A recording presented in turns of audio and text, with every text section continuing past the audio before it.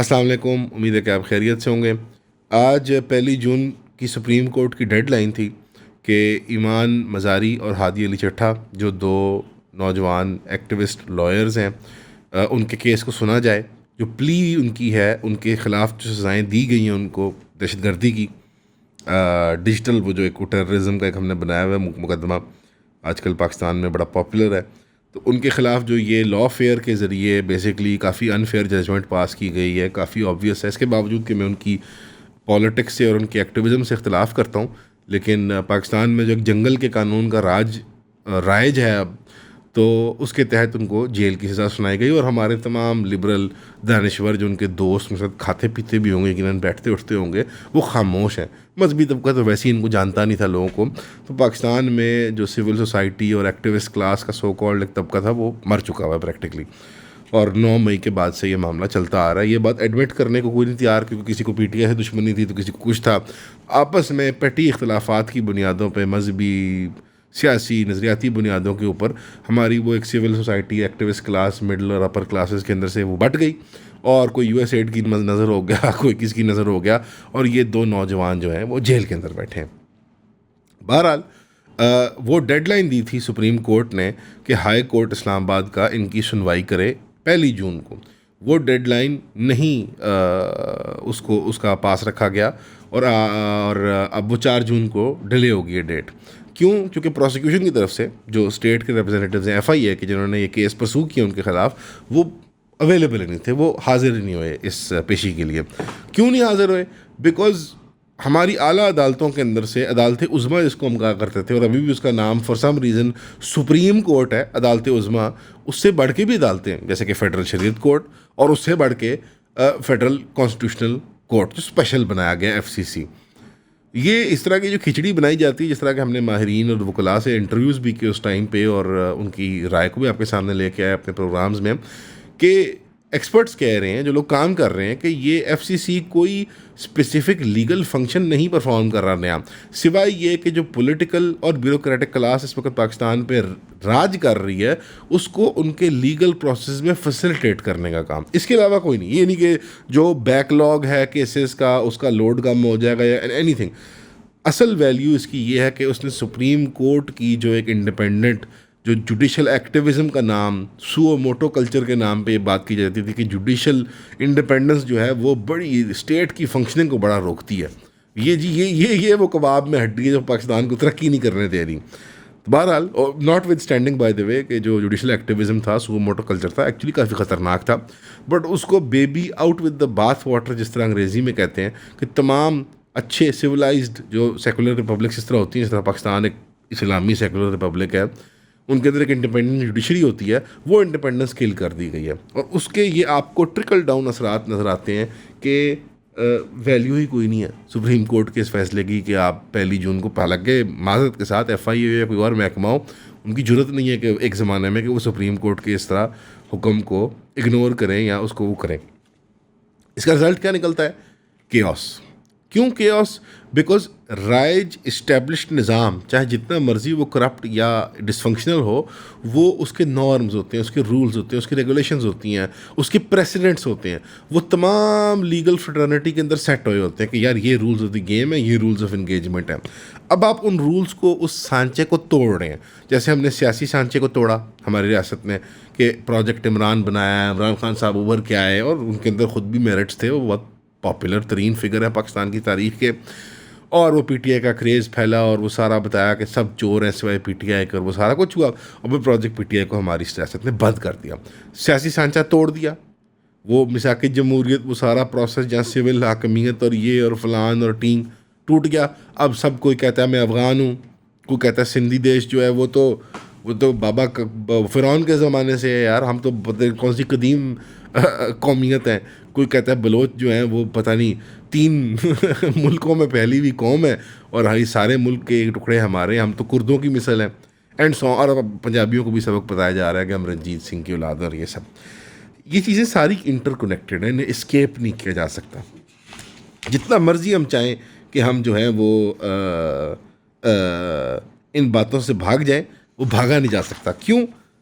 मैं एक मिसाल देता हूँ। एफबीआर का शॉर्टफॉल जो है, एफबीआर का शॉर्टफॉल ये नहीं होता कि एफबीआर एक टारगेट लॉन्च करता है और कहता है हमने इतना इतना करोड़ या इतना अरब रुपया हमने जनरेट करना है, और फिर वो फेल कर जाता है। वो टारगेट लॉन्च करता है, खुद उसको रिवाइज करता है, फिर फेल करता है, फिर खुद उसको रिवाइज करता है, फिर फेल करता है, और फिर खुद रिवाइज करके छोटा करता जाता है फिगर को, और उस पर भी फेल कर जाता है। अपने multiple times revise target of revenue पे, जो हमारा ब्यूरो ऑफ रेवेन्यू है, फेडरल ब्यूरो है, उसने 868 बिलियन रुपीज़ का डेफिसिट मजीद उसका हो गया 11 महीने के अंदर। और आज हम खड़े हैं जून के अंदर और जुलाई के अंदर बजट आना है, और बजट आना है इंटरनेशनल ऑर्डर के कलैप्स के साए में, डॉलर रिजीम के कलैप्स के साए में, ईरान की लटकती हुई तलवार जंग के राउंड 3 के साए में, या तब तक जंग शुरू होगी अल्लाह जाने। तो मज़ा आएगा, गर्मियाँ बढ़ी अगर आपने समर हॉलीडे में कहीं प्लान बना लिया था जाने का, तो जहाँ भी गए हैं फिर वापस आने की ना कीजिएगा क्या कह सकते हैं, इस पर हंस ही सकते हैं हम सिर्फ हंस सकते हैं। अस्सलाम वालेकुम, उम्मीद है कि आप खैरियत से होंगे। बाहर बड़ी शदीद तूफ़ान भी आया हुआ है, यालाबारी भी हो रही है, तो वो ऐसे एक बाहर बड़ा ना ऐसे एक खौफनाक सा माहौल बना हुआ है, तो ख्याल आया जॉर्ज ऑरवेल और उसके नावल 1984 या 1984 का। जाहिर बात है आप लोग कान पक चुके हैं, ये मैं सुना चुका हूँ कितनी बार उसी एक ऐड के अंदर, लेकिन मकसद भी समझने की कोशिश करें कि जॉर्ज ऑरवेल कौन थे और ये 1984 का नावल उनका इतना क्यों अहम है, और ख़ास तौर पे आज के हाइपर सर्वेलेंस के दौर में जब सरकारें प्रैक्टिकली हर फैसेट इंसानों की प्राइवेट लाइफ का उसका हिस्सा बन चुकी हैं। इस तरह के दीगर जो बड़े पेचीदा मसाइल होते हैं इंसानों के और माश के और सियासियात के, उनको हम डिस्कस करते हैं किताबों के तनाजुर में, आला फिल्मों के तनाजुर में, और उस मुख्तलिफ म्यूज़िक और आर्ट और लिटरेचर के कॉन्टेक्स्ट के अंदर। तो आप ऐसी कम्युनिटी का हिस्सा बन सकते हैं अगर आप इयॉन मैट्रिक्स की वेबसाइट पर जाके हमारा बुक क्लब द क्लब उसकी मेंबरशिप परचेज कर लें, तो इंशाअल्लाह ताला I will see you there. तो बड़ी प्यारी गुफ्तगू हुई, तो मेरे साहब कहने लगे कि अब लगता है 2 ही सेक्टर रह गए जहाँ पे एनर्जी से मुतल्लिक ही हैं, एक बिजली जब पैदा हो जाती है और एक जो फ्यूल की शक्ल में, कि अब यहीं से कोई इनडायरेक्ट टैक्सेस खींच खाच के हमारे से स्क्वीज़ कर लें, बिकॉज जिस क्लास ने टैक्स देना है एक्चुअली उनकी मैं बड़ी कंप्लेंट सुनता हूँ कि दुबई बड़ी अच्छी टैक्स हेवन है, अज़रबैजान बाकू बड़ी अच्छी टैक्स हेवन है, स्विट्ज़रलैंड के, इनकी तो जन्नत पाकिस्तान है। मुझे तो समझ नहीं आया कि वो कंप्लेंट किसी से करते हैं। ना ज़मींदार देते हैं टैक्स, ना सनतकार टैक्स देते हैं, ना ताजर देते हैं। इस लाहौर शहर में मैं रहता हूँ, आप यकीनन कहीं पेशावर, इस्लामाबाद, पिंडी, कराची, जहाँ से भी सुन रहे होंगे, बड़े करियाने स्टोर पे चले जाएं, आप गांव में रहते हैं बड़े आरत के अड्डे पे चले जाएं आप, what taxes are they paying? कोई प्रोडक्ट वहाँ पे नहीं डिस्प्ले पे रिटेल स्टोर में जो इंपोर्ट इलीगली हुआ होता, and so on and so fourth. मैं क्या बस पे बात करूँ, आप किसी होटल में चले, एम आलम पे जाएं, किसी गुलबर्ग में जाएं, किसी राया में जाएं, डिफेंस में, तो लगता है किसी आप जन्नत में आ गए। और वो एमको की जन्नत होती है, क्योंकि उसमें वो महीने का करोड़ों रुपए का टर्नओवर करने वाले होटल जो होते हैं।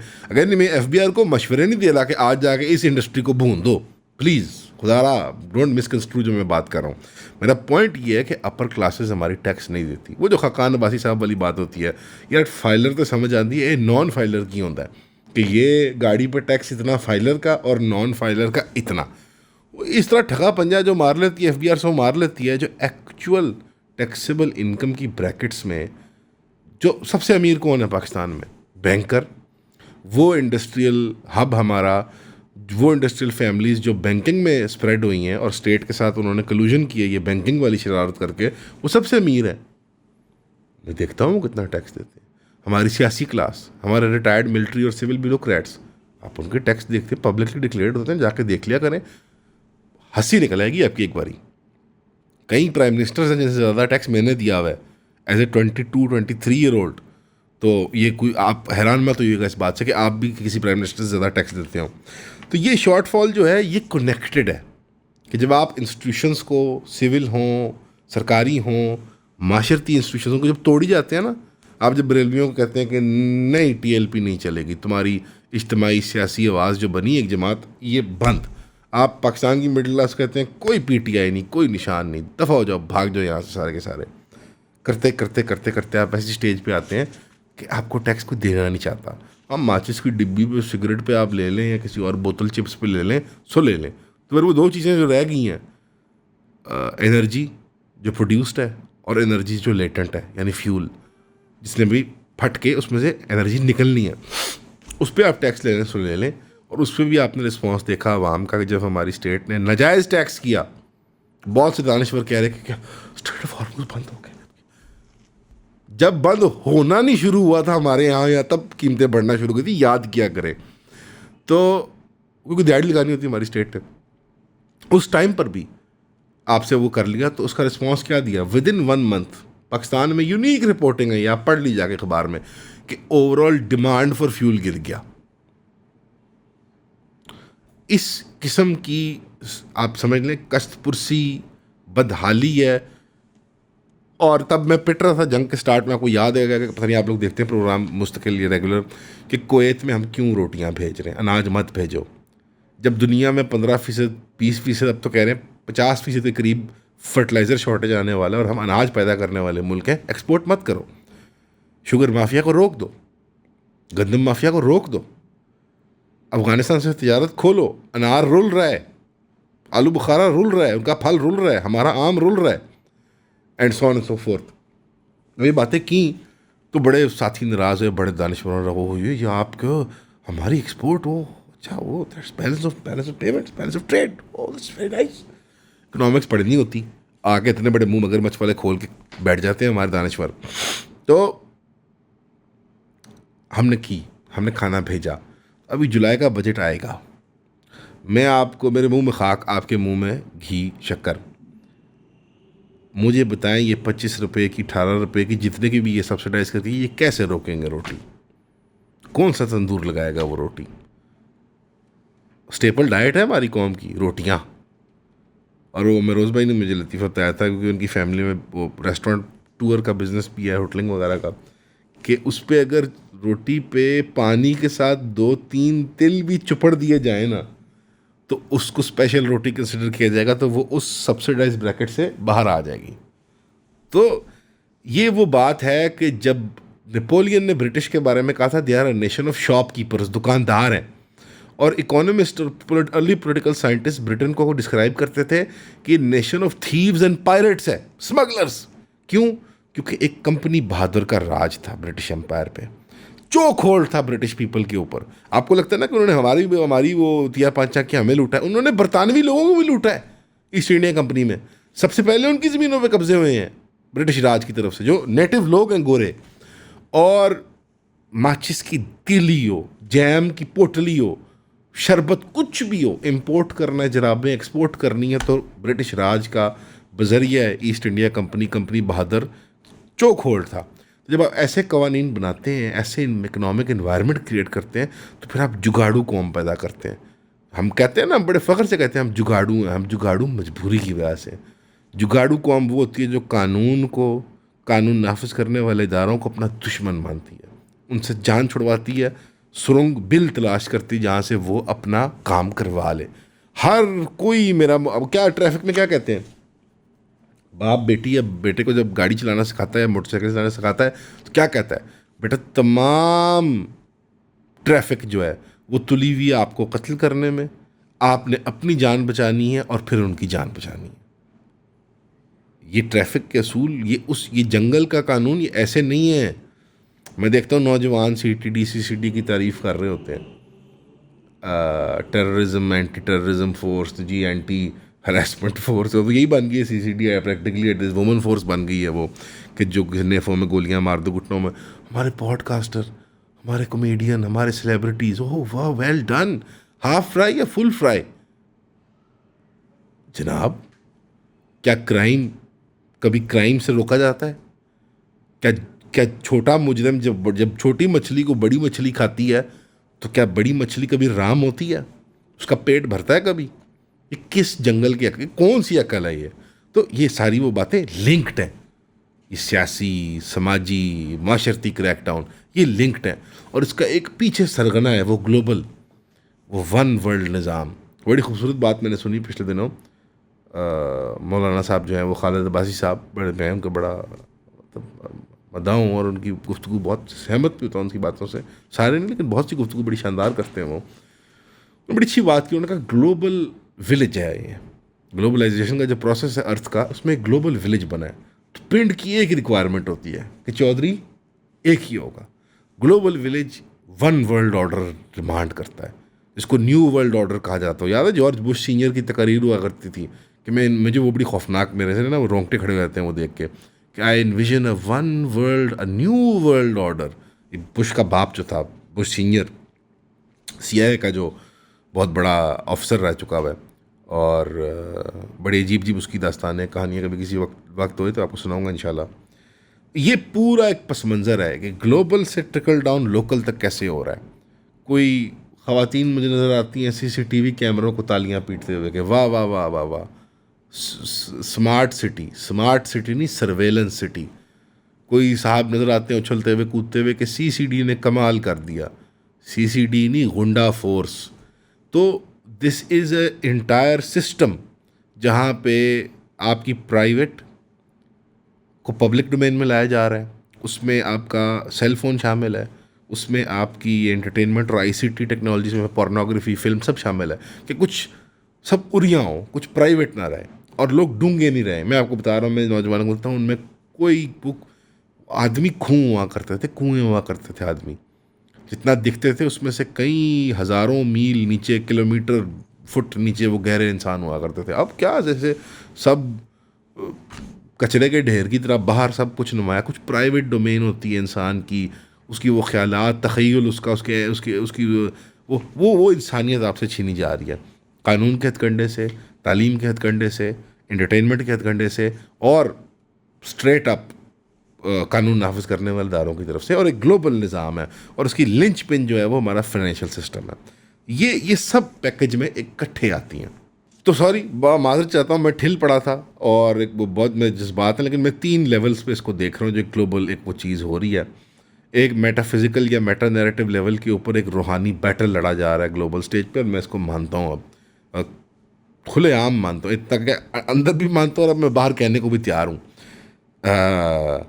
कि एक शैतानी क़ुव्वतों की और रूहानी क़ुव्वतों की बैटल हो रही है, और अनफॉर्चुनेटली शैतानी क़ुव्वतें इस वक्त गालिब है। मैं ज़ाहिर नज़र आ रहा है, दुनिया का निज़ाम देखें आप, और एक बहुत बड़े कोलैप्स और चेंज की तरफ हम जा रहे हैं। दूसरा, पॉलिटिकल लीगल लेवल के ऊपर प्रैक्टिकली अब दुनिया जो है वो अनलिवेबल हो गई है एक आज़ाद ख्याल इंसान के लिए। आप गुलाम बन के रहना चाहते हैं, आप अपने हैवानी ख्वाहिशात को पूरा करते हुए, तस्कीन को बचाते हुए आप नाचो टापो, जाओ उल्टे कलबाजियाँ खाओ। और तीसरा जो है वो निजी लेवल पे अब ख़ानदानी निज़ाम, जो डॉक्टर सार अहमद रहमतुल्लाह अलैह कहा करते थे कि हमारी आखिरी कड़ी जो है वो, और एक हदीस की उसकी वो तनाज़र में ही कहा करते थे, उसी के कॉन्टेक्स्ट में कहते थे कि आखिरी कड़ी जो है इस्लाम की जो खुलेगी वो ख़ानदानी निज़ाम है, हमारी माशरत है।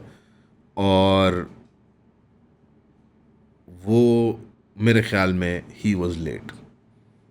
ज़ाहिरी बात है उम्र का तकाजा था, और जब वो, लेकिन वो उसके बावजूद मैं उनको सीयर मानता हूँ, दूरअंदेश आदमी जो पेश गोई कर लेता है, देख लेता है एक माशरे को, बहुत बहुत बहुत दूरबीन वो की निगाह, वो बहुत उनकी बारीक बीनी भी थी और दूरबीनी भी थी उनके अंदर बहुत ज़्यादा। वो एक मतलब बड़े एक रूहानी बुज़ुर्ग हमारे गुजरे हैं, वो लेट थे, अब डैमेज हो चुका है, हम अपने ख़ानदानी प्राइवेट निज़ाम को खो बैठे हैं मुझे लग रहा है, और मुझे लगता है हम बड़ी गंदी स्टेज में दाखिल होने लगे हैं। इस 3 लेवल पे आप देखेंगे कि मैं आइंदा आपको आने वाले दिनों में इसी पे एनालिसिस करता हुआ नज़र आऊँगा इंशाल्लाह ताला, और मैं इसको लेके कुछ आपके सामने रिसर्च वगैरह भी रखना चाहता हूँ। तो बड़े ग्लोबल स्टेज पे जो बड़ा फिनोमेनन हो रहा है, उस पर मैंने रोज़ भाई से रिक्वेस्ट भी किया और हम एक तैयार कर रहे हैं डॉक्यूमेंट। हम 2 कंपैरिजन करेंगे। एक तरफ कंपैरिजन करेंगे हिट रेशियो जो है कि कितनी एमुनिशंस और म्यूनिशंस इस्तेमाल हुई ईरान की जंग में, और उनका क्या इम्पैक्ट आया एज़ पर देयर वैल्यूज़, उनकी कीमतें असले की, और वो सारा एक strategic analysis main line military papers के ज़रिए। और दूसरा एक हम एनालिसिस आपको आने वाले दिनों में इंशाल्लाह देंगे कि ओबामा की JCPO, यानी हम पहले शुरू करेंगे शाह के ज़माने से, जब इवन ईरानी इनकलाब नहीं हुआ था 1979 से पहले, कि कैसे शाह ऑफ ईरान ने कोशिशें की, और अमेरिका का एक प्रोग्राम होता था एटम्स फॉर पीस, यानी एटम्स फॉर पीस, यानी एटमी कुव्वत अमन की खातिर, कि किस तरह से अमेरिका ने उनका न्यूक्लियर प्रोग्राम खड़ा किया, फिर उसको धड़ाम से गिराने की कोशिश की। फिर जब इस्लामी इनकलाब आया सामने आयतुल्लाह खुमैनी साहब का, तो उसके ज़रिए फिर उन्होंने कैसे न्यूक्लियर मामले को लेके चला है, और उस दरमियान जो सबसे बड़ा टर्निंग पॉइंट आया है जब JCPOA की डील हुई है ओबामा की, और उसमें क्या वो रिश्वत दी गई है ईरानियों को राम करने के लिए, और क्या क्या डील की खदोखाल थी।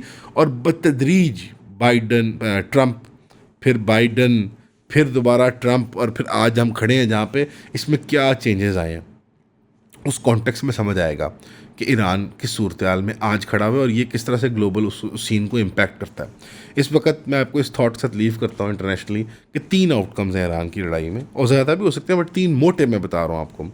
नंबर 1, ईरान कम्प्लीटली शिकस्त खुर्दा होके डील में लिफ्ट की डील कर लेता है, और बिल्कुल लोग नामुमकिनात में से है, और शारक भी छोड़ देता है तेल के निज़ाम की हॉर्मूज़, और न्यूक्लियर प्रोग्राम भी अबैंडन कर देता है, और रिजीम क्रम्बल करके फूट के गिर जाती है।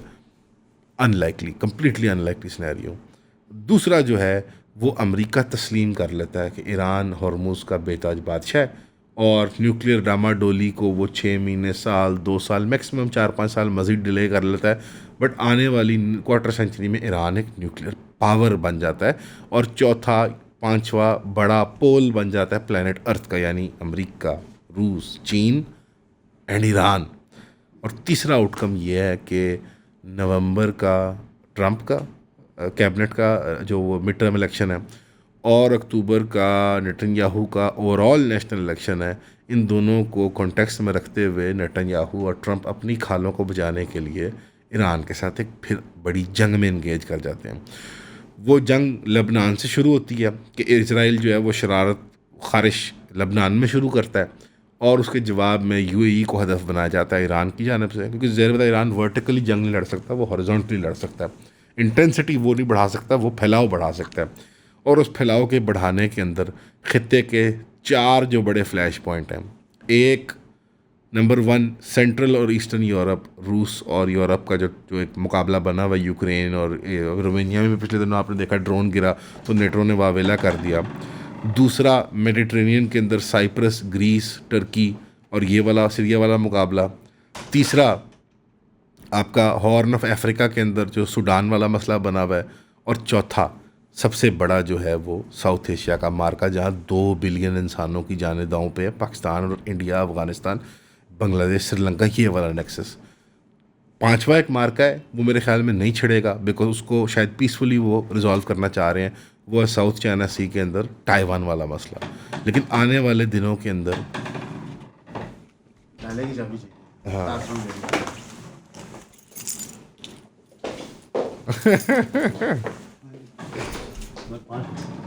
लेकिन आने वाले दिनों के अंदर मेरी सारी गुफ्तगू का इम्पैक्ट तबाह हो चुका हुआ है, बिकॉज यहाँ हैदर मंडला रहा है CPU के साथ, असद को बैडमिंटन ज़ोर से आई हुई है, सलमान को भी ज़ोर से आई हुई है, और मैं रोज़ जो है वो मुझे देख रहा है कि यार ये कितना बोलता है पाई। ठीक है, हमेशा की तरह सुनने का शुक्रिया, दुआओं में याद रखिएगा। ख़ास दुआ ना सिर्फ ईरान और पाकिस्तान, जिस तरह आप करते होते हैं हमेशा आप दुआ देते हैं सारे, 40 जो हमारे कैदी हैं सोमाली पायरेट्स के पास, कि अल्लाह एमिकेबली उनको हमारे पास वापस घर पहुंचाए, और हमारी रियासत कुछ हरकत में आके कुछ उनकी बाजियाबी का काम कर सके। सुनने का शुक्रिया। अस्सलाम वालेकुम।